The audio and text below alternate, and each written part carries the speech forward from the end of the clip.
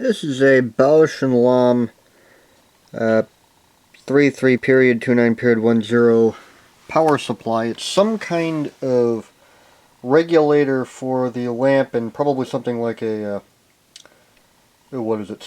I think brain.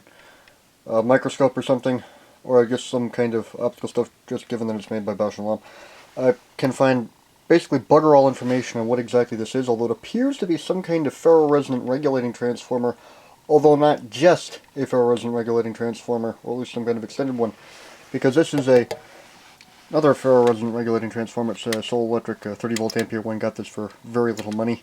Ordinarily these things are about $200 something new. This is an example. This is them both on at normal mains potential, 120 volts. Have them running on the Variac there. And just a 125 watt lamp in each one. This is, again, only 30 volt amperes, so 25 watts is within reason. This is rated for maximum output current of 380 milliamperes, so 45.6 watts, so most microscope illuminators should fall in that range. But what's interesting is when dropping the mains potential, this is now down about 108 volts, 96 volts, they're both fairly normal.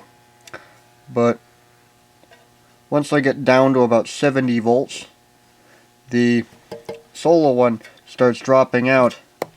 Bausch and Lomb one still functions normally. This is 60 volts, see it's dropping out.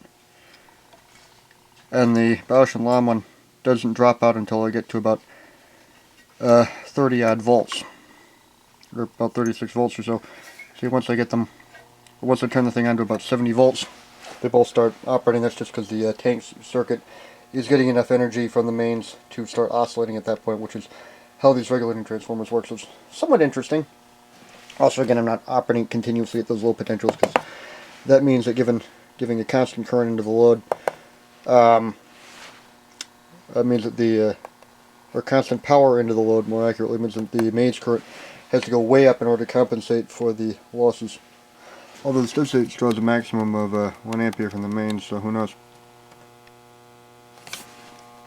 It's also fairly pronounced vibration. It might be some kind of solid state something or other, because I know for specialty optical lamps, they do use things like magnetic amplifiers and the like for really specialist incandescent lamps that are actually cannot be just operated on straight AC.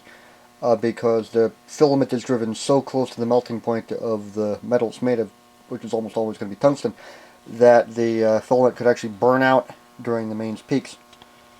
So that's an interesting little whatchamacallit.